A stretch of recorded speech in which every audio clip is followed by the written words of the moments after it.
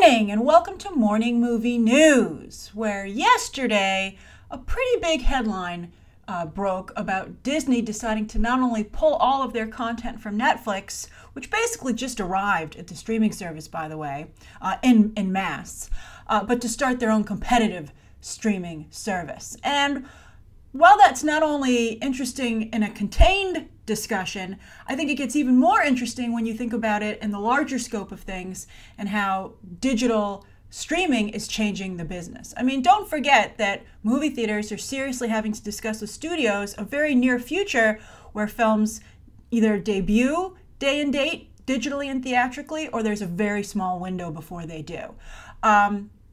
And again, I have no sympathy for the theaters because they're making no effort to make going to a theater a nice experience, right? They're like, oh, people are on their phones, people are talking.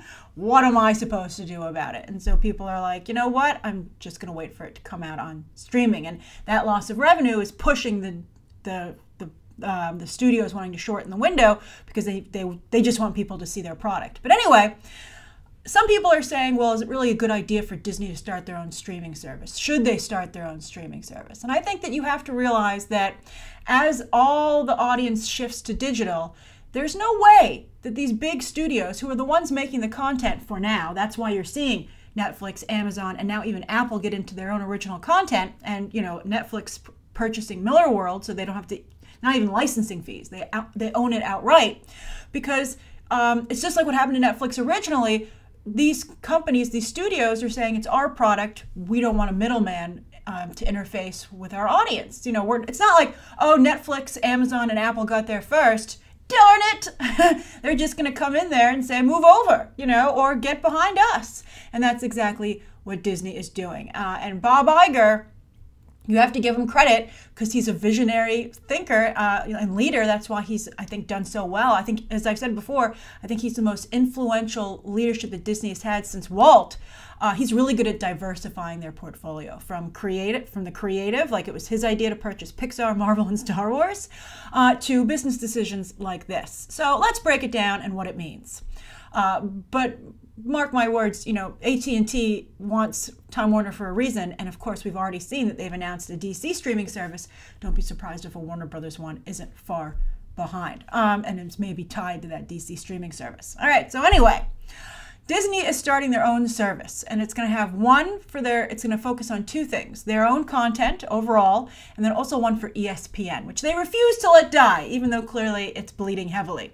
Although they did do something very clever with ESPNU, your university channel, yesterday, where they turned into the Ocho, the spoof on ESPN that they did back in the Dodgeball movie with Ben Stiller and Vince Vaughn. And we've been talking about Jason Bateman a lot lately because of Ozark, and funny enough, he's one of the anchors on the Ocho in that movie. But basically, it's like anything that could maybe even potentially be a sport is spotlighted on the Ocho, and it trended on Twitter. People really enjoyed it. It was very clever. And if ESPN can do more stuff like that, maybe they will survive, but we'll see what happens. So yes, after a tsunami of good news, karma ended up being a biatch for Netflix, as this Disney announcement, again, has Disney pushing back at the Netflix has been bullying a lot of people. They've been stealing away employees, from other studios. They've been taking away talent. They're really competitive in the marketplace at festivals. They're buying up movies left and right. Having to compete with, the other studios have to compete with them, with the filmmakers, convincing them who to sell their movie to. So it only makes sense that someone would push Netflix back. And of course, Disney could, because Disney's huge. And Netflix's shares dropped a little bit as a result. And Disney's shares, interestingly, also were like a little bit down because their earnings report was moderate. They're not like failing by companies any means, but the growth isn't there, and they've actually dipped a little bit in several of their verticals. But anyway, everybody's trying to get, claim territory in this new space. So Disney said, now some of you said, well, if Disney is leaving Netflix, what does this mean for the Marvel Netflix shows, right? I mean, forget just streaming their other stuff. What about the original content that Netflix licenses from Disney?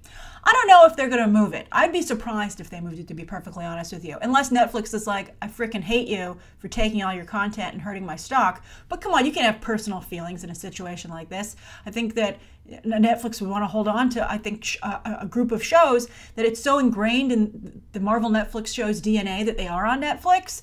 I don't know how I would feel about moving them. And Disney has said that they still haven't decided what to do with their Marvel and Star Wars properties, that they might continue to be on all the different platforms. But as for Disney and Pixar entertainment, that will move exclusively to this new service, which I think makes sense. I mean, they're not even really that available. Pixar is, but they put Disney movies in the vault, etc. So it makes sense that they would be on their own separate service. It's basically Disney movies anywhere, but now only in one place. I guess they could say Disney movies anywhere, when what they really mean is they're talking about any device. And so that still kind of works. I think Disney, honestly, is looking to cash in on parents who will pay a monthly fee basically for babysitting. I mean, I don't know. I have mixed feelings about that. If your kid doesn't want to go to a restaurant, don't take them to the restaurant, and please do not turn the restaurant into your living room.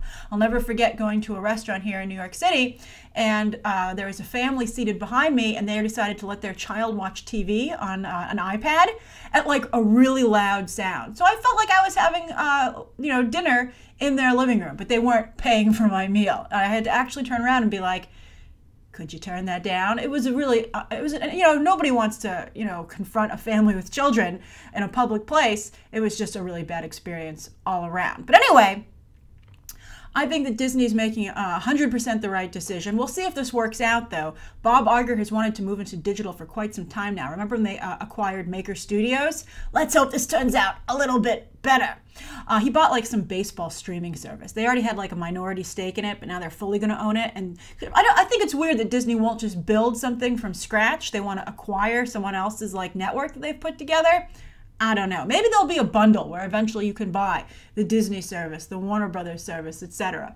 But I mean, think about how cheap Netflix is. It's only about $10 a month now. So eventually they'll probably get you up to where your cable bill used to be if you ever purchased cable, with just all the different bundles that you have to buy. I think Netflix will be fine. I mean, they've been moving for quite some time now before anyone else to original content because they saw this coming, because they started to lose all their movies when people started to get into streaming. They lost a lot of ground to Apple TV. So Netflix is, I think, a leader in this area. And again, they have a business model that focuses on original content. You can see they're going after that more so than ever with the Mark Miller acquisition. So I think they're going to be fine. But I think you're going to have a situation where Netflix becomes a place where you only watch their original content eventually. We'll see what happens. But it's fascinating. And there will be a lot more, shifts in this area in digital streaming before, it calms down.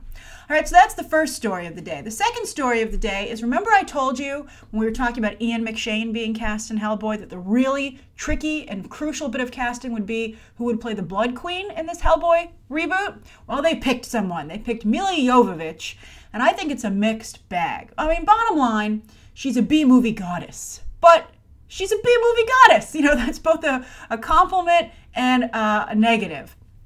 And I think that with her as the lead, the female lead and the villain, I don't really know if Hellboy now could rise above being a B-movie. And I thought that it had the potential to do so when it was first announced. Ian McShane also is going to hurt more than help here when it comes to the image of the film. It's starting to seem a little bit too much like Resident Evil, right? I mean, of course, where Milla Jovovich hails from. But, Underworld, all that type of movie. Where I think, with Neil Marshall from Game of Thrones having directed some of the most famous episodes from that show, and David Harbour off of Stranger Things, I think this seemed like it was in a little better shape when they first announced it, but now it's just seeming more like the same, I mean, I have no doubt that Milla Jovovich will be amazing in this role and give it her all, and I'm sure she's excited to play a villain after being the heroic Alice for so long. But I think another actress would have created a different identity for the film. Think like someone like Cate Blanchett as Hela, in Thor Ragnarok, or maybe someone new and exciting like Sarah Paulson. She would have been fabulous, but M. Night got to her first for his Unbreakable, sequel Glass. But I mean, there are a lot of actresses, and I would think with Marshall and Harbour's involvement, they could have convinced one of them to sign on. I think Milla Jovovich is a little too obvious and a little too easy. Maybe they asked other people and no one else would agree, and so they went for the biggest name they could get. But I don't know. I just think they could have. I don't know. I just feel like this puts it too squarely in Resident Evil territory. It's the whole reason Milla Jovovich can't really move to the A movies at all. That's why even though she probably would have been a good Black Widow, she'll never be able to be in a Marvel or DC movie. Or she could have been a good Catwoman.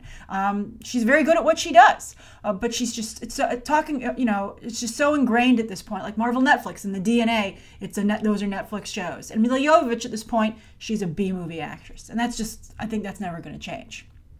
But I'm open to being surprised. We'll see. Then for the third story of the day, after playing a law enforcement agent for laughs many times in the past, and even upcoming with her Happy Time Murders movie, the R-rated Muppet movie that's coming up, Melissa McCarthy is set to do it seriously for New Line in a new movie about the first woman to join Boston's police department in the 1970s.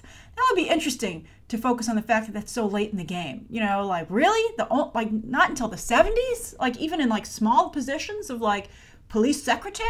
I don't know. We'll see. But McCarthy will star in what's supposed to be an ensemble film, so they'll get a bunch of other actresses in there. And she'll also produce along with her husband, Ben Falcone. Hopefully, he doesn't want to direct. Now, what's interesting about this is that it points out to something that you might not realize about how books are made into movies. And this is going to be a book by Alexandra Lydon, and it was picked up in the proposal stage. It was only proposed, and maybe it wouldn't even have gone to publish if someone hadn't decided to make a movie out of it. So basically, the way it works is that development executives will often have very good relationships with book publishers, and they will get manuscripts before books are published for sure, before it even goes out to print. But sometimes they'll get pitches, and the publisher will say, I'm thinking of printing this. Would you be interested in making it in a movie? Because that would, I'm kind of on the fence, and that would certainly, make me decide to do it. And that works for the book because you might think, well, how do they know the book's going to be successful? Well, sometimes you have an author that already has a good track record, etc., but it helps sell the book. They go, oh, this has already been picked up to be a movie. You should totally read it. And then it becomes really hot, and they can put that in the cover, and the whole thing, it's like a self-fulfilling prophecy. It's, would the book have done as well if it wasn't going to be a movie? Who knows? But, then you have interest in the book, and then there's suddenly interest in the movie. It just, everybody working together. That's from Melissa McCarthy. Her spicy impression, I think, has certainly helped undo a lot of the Ghostbusters damage. But I'm not sure if she's totally out of the woods just yet. Hopefully she and her husband will produce the hell out of this. And by that, I mean bringing in an experienced dramatic writer and director. And realizing that even with comedy, where they come from, their home, their safe space, they've had not the best of luck. I think Melissa McCarthy is incredibly talented, but just something about this seems very TV-like to me. It just seems really like a TV show. I don't know. Well, I'll have to see how it comes together, but they're going to have to work really hard to make this seem not like, I don't know, Cagney and Lacey, right? All right, so that's the third story of the day. I really like Melissa McCarthy. I think she's extremely talented. Spy continues to be just one of my favorite movies ever. It's just so well done. But I've also not liked her work, and I think that she and her husband, I think he actually hinders her career more than helps it. I hope they have a wonderful relationship. I'm glad that they like working together, but I think that I don't know how good it is for her. All right, so anyway, those are the three stories of the day. Now, the viewer question, this is a really interesting viewer question. This is from Zachary Field. And Zachary says, viewer question alert, very clever. Hey Grace, as we ramp up to awards contender movie season, something has been on my mind. It seems that the same group of talent, both in front of and behind the camera, is recognized during awards season. Jennifer Lawrence and Amy Adams are both nominated every year or two. Meanwhile, other actors and actresses have gone their whole career without a nomination. Not to discredit talent, but you have to think there's a wider talent pool to be recognized. Can you explain why this happens? I sure can, but great question. It's again the politics, and also the fact that Hollywood is extremely risk averse. Hollywood does not like to take risks. So even if they have an actor out there who's incredibly talented, they're like, you know how much work it is going to take for me to have to convince critics and Academy voters that this is also a talented actor? Maybe they won't agree, but I know they think Jennifer Lawrence is talented. I know they think Amy Adams is talented. I know they think Alfonso Cuarón is talented, etc., etc. So a lot of my legwork is already done for me, because you want to play the odds, and you have a much better chance of being nominated if you have prestige talent in your associated with your film in front of or behind, and sometimes of course it's best in front of and behind the camera, just to stack the odds in your favor. So once an actor breaks through and gets that first nomination, Prestige Pictures vie for them for the rest of their careers, basically, unless they have like a colossal failure. So that's why someone who's Oscar nominated will work for the rest of their life. That's why they want the Oscar nomination partially so bad. It's just guaranteed that you'll always work, because they can always put Academy Award nominee so-and-so in the trailer, right? So, and because Prestige Pictures want them, those people get the best choice when it comes to prestige projects, right? They get first dibs, and they usually take them because they're in the I get nominated for awards business, right? They have to keep that going, so they take those pictures. But I think that there's an example of an actor and an actress who just recently became part of this rarefied group, and that's former couple Andrew Garfield and Emma Stone.